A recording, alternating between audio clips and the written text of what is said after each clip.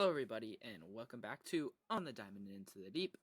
I am your host, as always, Mr. Mahal, and today we are through opening weekend of the MLB season, and the Mariners split Series 1, which we'll get into. We also will discuss the upcoming series with the Cleveland Guardians, and we'll talk a little fantasy baseball because I like talking fantasy baseball, and that's a new little thing we're going to do. So, welcome back. Go Mariners, let's get into it, y'all. All right. To start, I'm going to preview this upcoming series.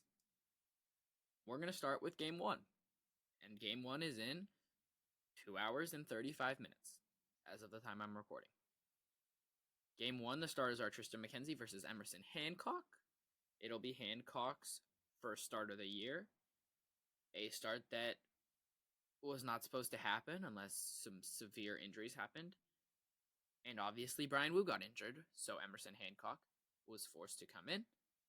And he's coming in and we'll see what he can do. Do I have heavy belief in Emerson Hancock? No. That's why he is going to be key today. Good pitching is going to be massive today. It's going to be massive all series. It's going to be massive all season. But today, if you want to win Game 1 of the series, it's going to be massive. And I think in this series, you have to win 2 of 3. There's no way around that. And winning Game 1 makes that a whole lot easier. A whole lot easier. So, let's get into Tristan McKenzie, the man the Mariners are facing. McKenzie last year was injured, okay? He had a very, very good 2022 year. Breakout level 2022 year.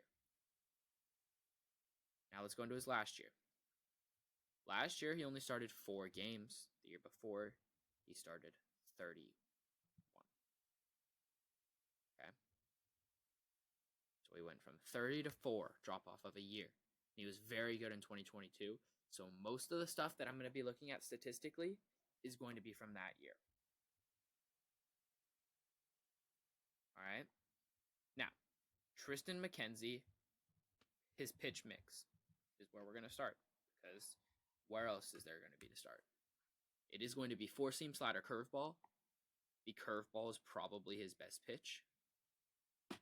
When you look at 2022, that breakout year, in terms of percentages thrown, 4-seam was thrown at 56%, curveball at 21%, and the slider was thrown at a clip of also 21. So he was perfectly even with the slider and the curveball. Well, the curveball is his best pitch, and let me repeat that again.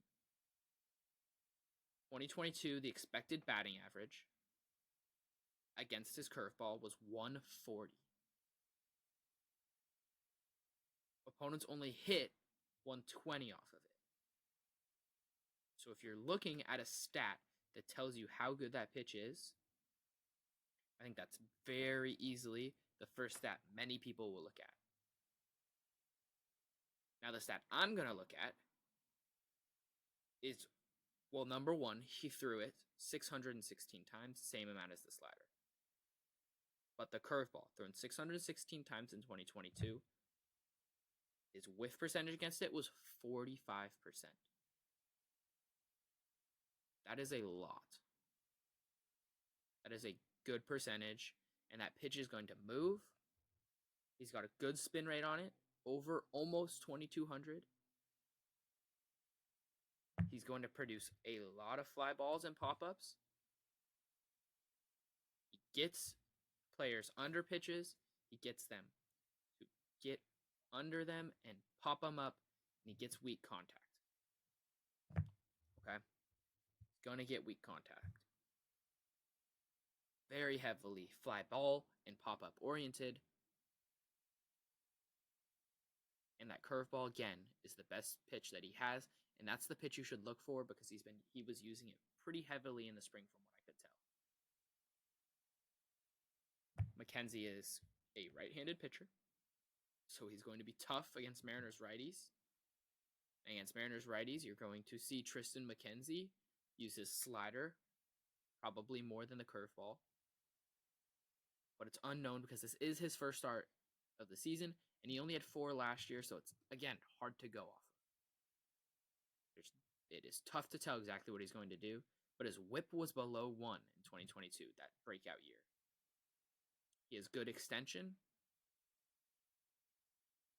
and you're going to have to watch for how Mariners players react to that curveball and that slider.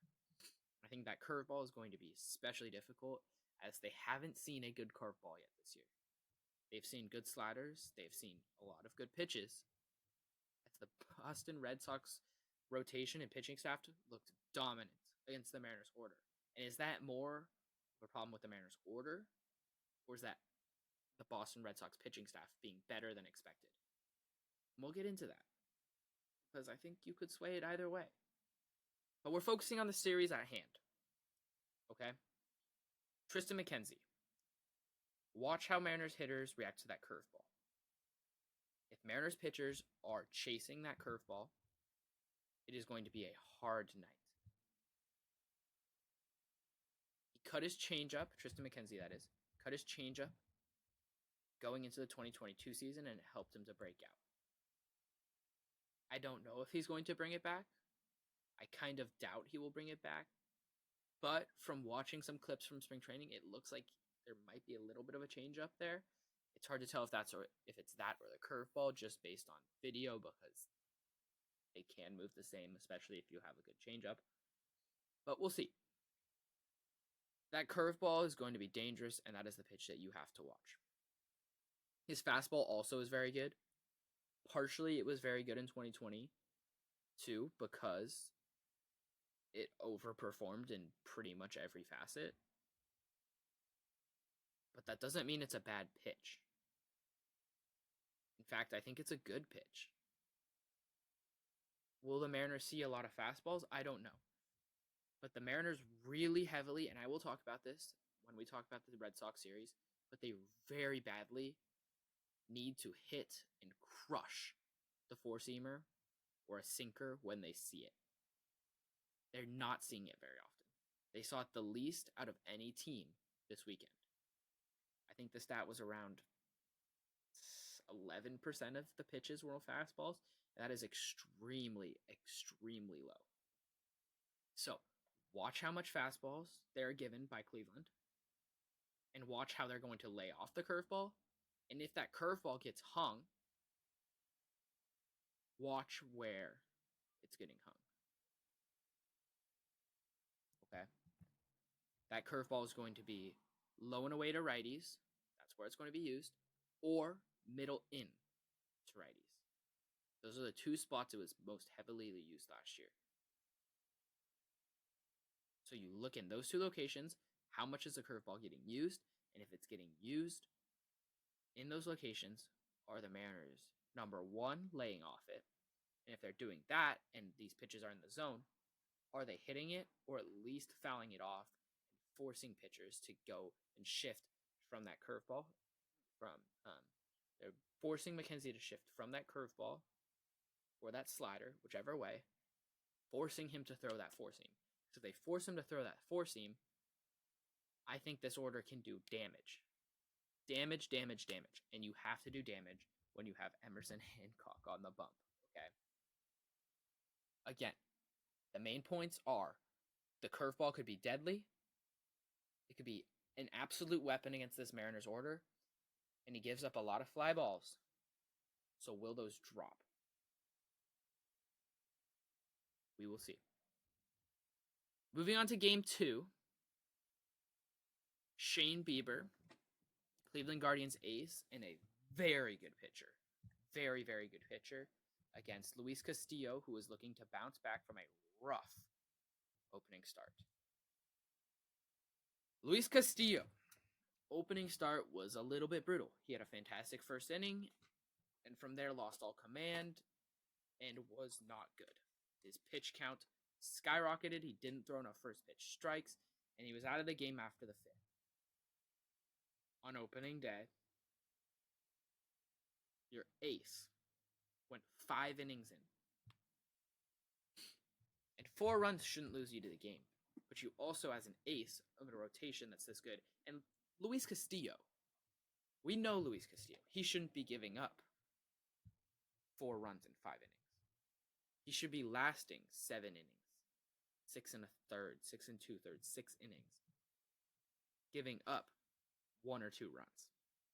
That's the La Piedra. We know that's the La Piedra we expect, especially in big games like opening day is.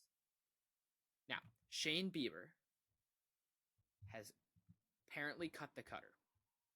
Now, it's only been 1 start, but in his first start, he just about cut the cutter.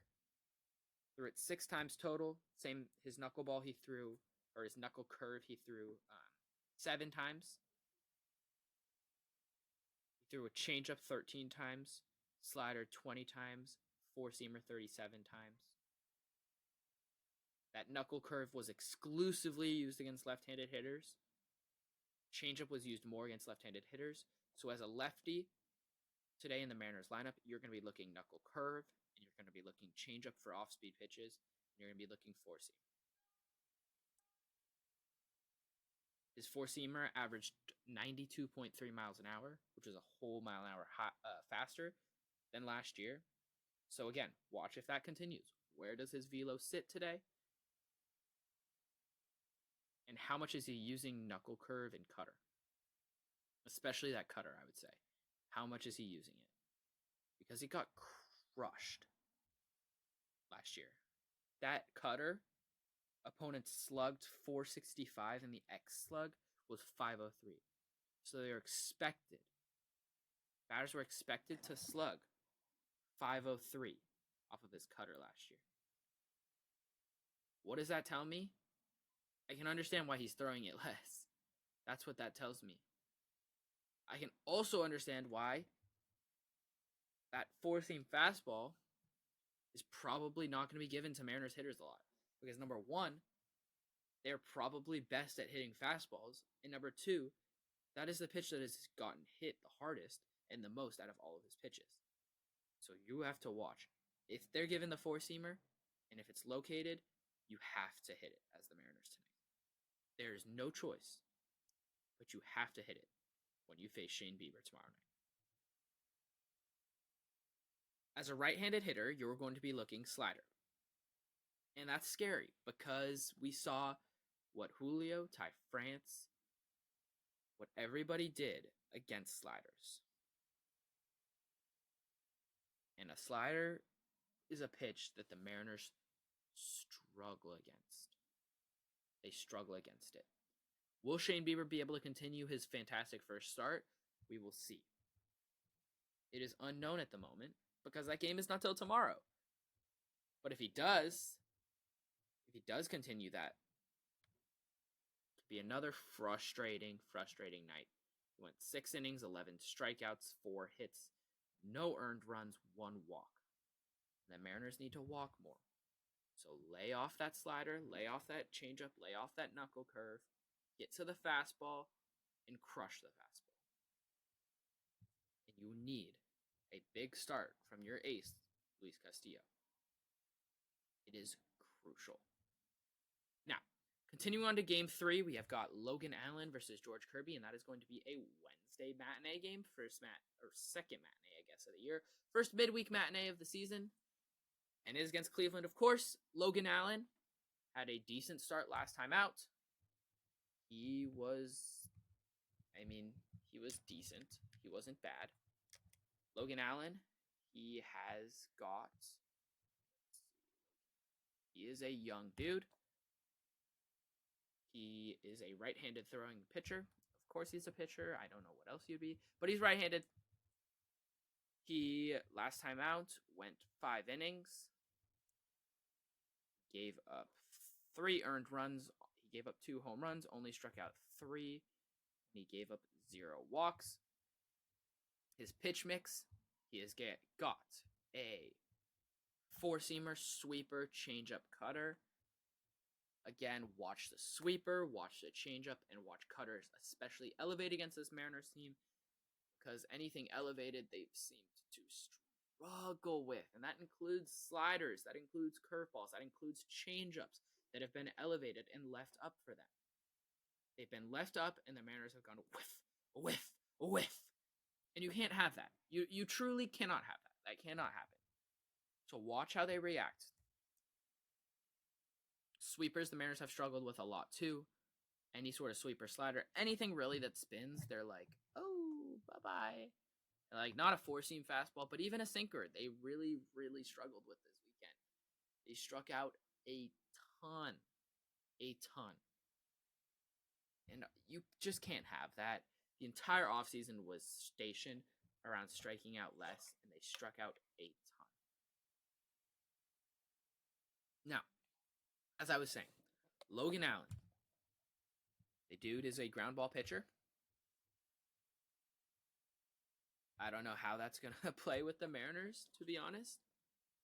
But he went 47% four-seam fastball in his first start. That'll probably go down a little bit, especially against the Mariners, as the Mariners just are not seeing that many four-seam fastballs. And they're going to hit four-seam fastballs. And his first start didn't go especially well, so you'd assume he's going to mix things up. And that four-seam fastball got crushed. I mean, all his pitches did. But, I mean, when you look at that first start, the X slug was 512 against that four-seamer. And when you are looking at X slug, that is the highest out of any of his pitches, but it's cutter. So I'd assume his cutter probably doesn't get thrown a lot. Or if it does, it's going to get thrown more to left-handed hitters, as it got thrown 7 times to right-handed hitters and only 1 to lefties. That changeup is exclusively to right-handed hitters. The sweeper was practically exclusively to right-handed hitters too. We will see. We will see what he does, but I would assume changeup is going to go a lot against the left-handed hitters in the Mariners' order. Fastball is going to be pretty balanced, I would assume. Cutter's probably more left-handed hitter-oriented. Sweeper is going to be against the righties. Sweeper is going to be against the righties, and they will probably whiff a ton. When they whiff a ton, we could see some problems. Some serious problems. But if the Mariners can get to Logan Allen, the Mariners could be fun.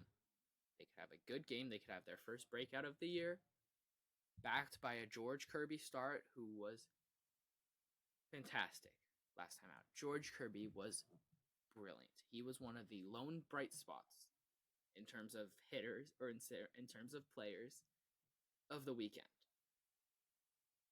And he will have another big start on Wednesday. And I bet they can get a win that day. And if you can get a win tonight, that is 2 out of 3. If you can get a sweep or 2 out of 3 against this Cleveland team, that is a successful series, and that puts you above 500 coming out of your second series and your first homestand. You're going to be going to Milwaukee after that. We'll see what happens. Now, when we're talking about the order for Cleveland, there are some keys. Those keys are going to be keeping Steven Kwan and Andres Jimenez off of the base paths. Especially because followed by those two dudes at the start of the order, you have Jose Ramirez. You cannot let Jose Ramirez do damage to you. That is the best hitter in this lineup, similar to Rafael Devers with the Red Sox, and we saw what Devers did. Do not let Kwan and Jimenez get on base before J-Ram, and if they do, you have to get J-Ram out, and Josh Naylor would follow that and get Josh Naylor out as well.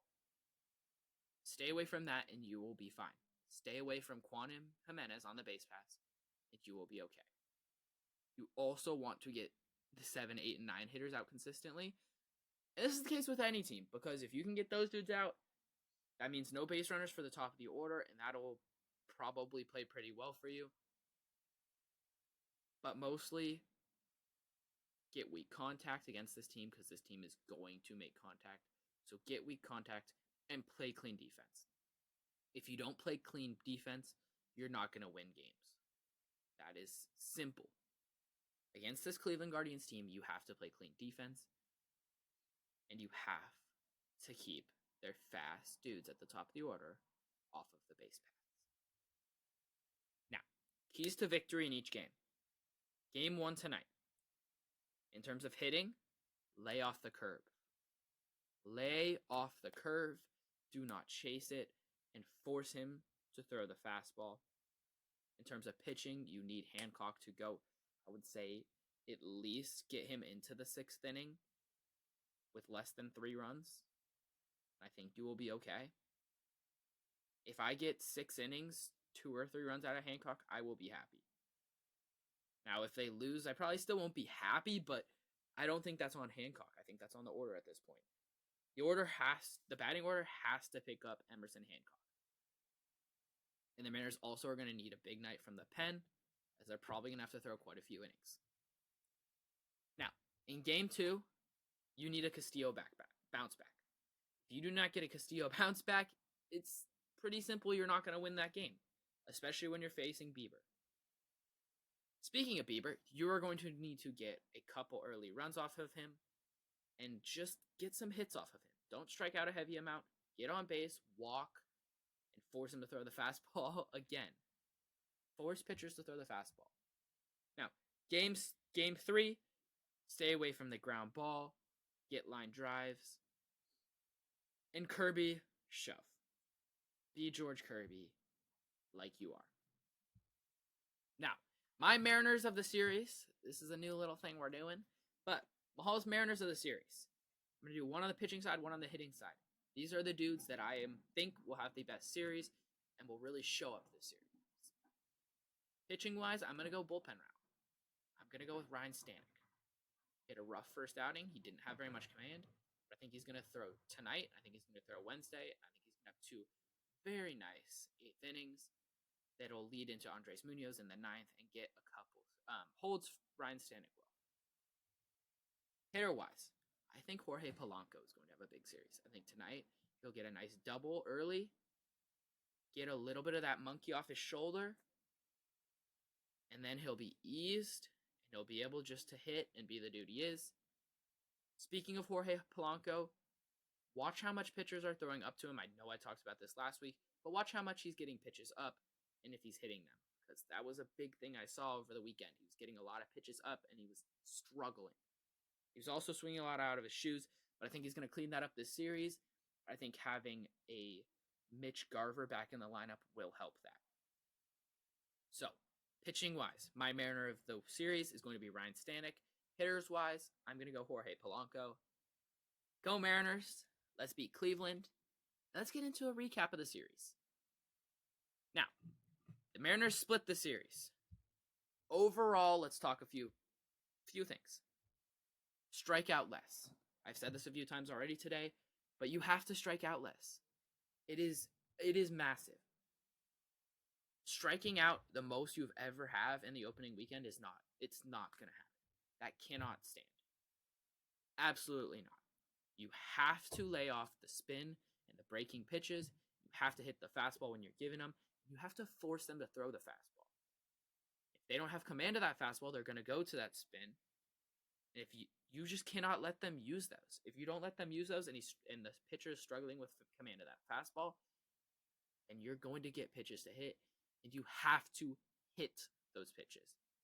There were way too many pitches that were hung and then were watched or whiffed or popped up or just given weak contact in general. That can't happen. Along with that, you're going to need more walks from your lineup. More walks, more hits get on base.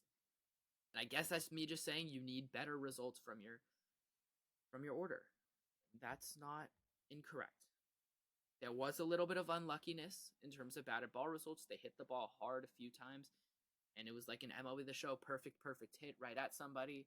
So get those few to drop, and I think you will be fine also. On the pitching side, you need Luis Castillo to be better, and you need Bryce Miller to keep his velo up. His velo started to dip. I saw it dip around 2 or 3 miles an hour by the end of his start, and that just can't happen. So that is not something for this upcoming series, but that is something I saw yesterday, and he started to get hit as soon as that velo started to drop. He was starting at 95, I believe, 94, 95, and I saw him getting down to 92-ish, so that can't happen. Now, Game 1. Opening day, the Mariners lost 6-4.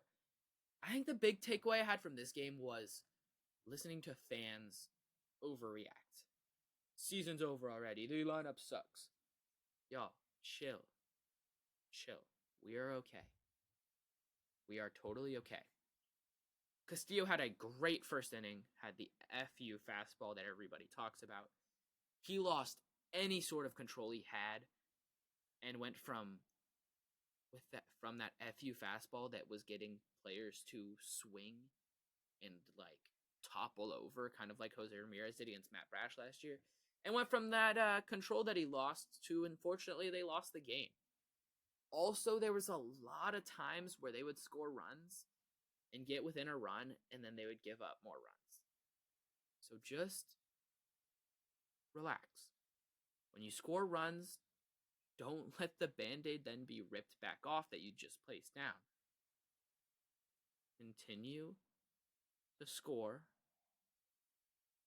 You need just get a couple clean innings in there. Let the lineup settle and score.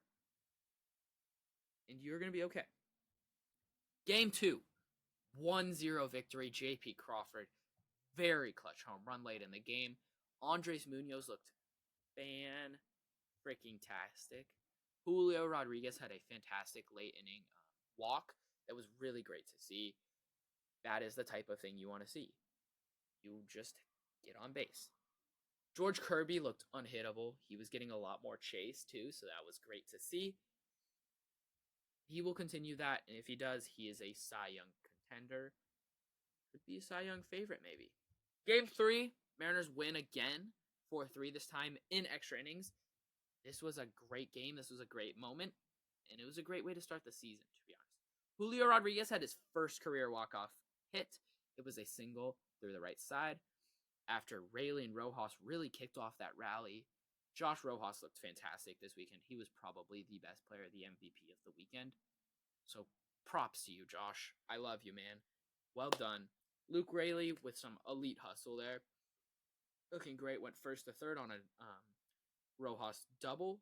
Also scored on a ground ball to the second baseman. That speed is real, especially for his size. Logan Gilbert looked great. His cutter looked fantastic. When you were looking, I saw a tweet earlier talking about Stuff Plus, and he had the best Stuff Plus of any cutter in the entire league over that opening weekend. Austin Voth, Gabe Spire both looked great. Voth sweeper looked practically unhittable, and Spire also had a great outing. Great slider. He was looking great. In terms of Game 4, brutal 5-1 loss, to be honest. Miller's splitter and two-seam looked great, especially early in the game, but he lost velo, lost control. He had a little bit of sequencing things, I think. He was a little unlucky to give up that 3-run homer, as the count should have been 2-2. I do want to say that. But even with that, you have to bounce back from that. You can't let that affect you, and you have to execute a good pitch, and then continue on from there. My player of the weekend was George Kirby. Josh Rojas is also in there, but George Kirby had a fantastic start. I don't think that can be overlooked. 6 2/3, no runs. Great outing. Handed it over to the bullpen, and the bullpen shut it down. Overall, a very mediocre weekend, I think. Could have been better. Could have also been worse. And a series split is overall not a bad result. I don't think at all. It was just the way it happened was extremely frustrating. I think that's why a lot of Mariners fans are in the mindset they are. Now, on to my fantasy update. We drafted last week.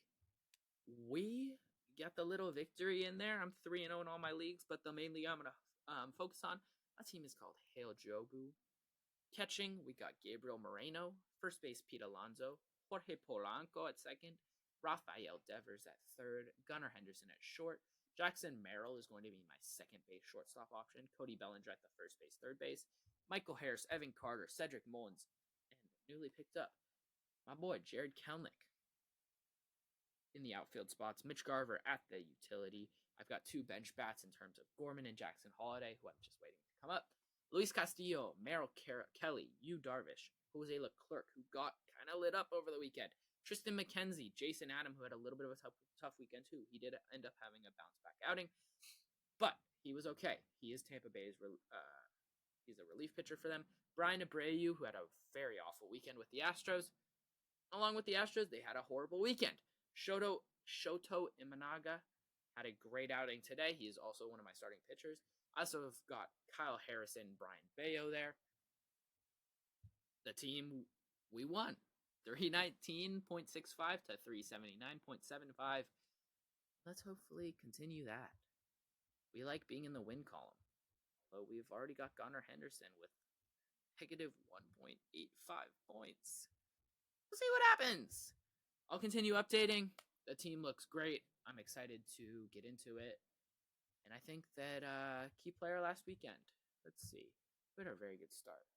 Kyle Harrison had a very good start. I believe Yu Darvish had a great start. Merrill Kelly, I believe, had a pretty good start. Yeah, Merrill Kelly probably had my best start out of anyone. 8 strikeouts, 6 2/3 innings, 1 earned run, 3 hits, no walks. Gave up a homer though.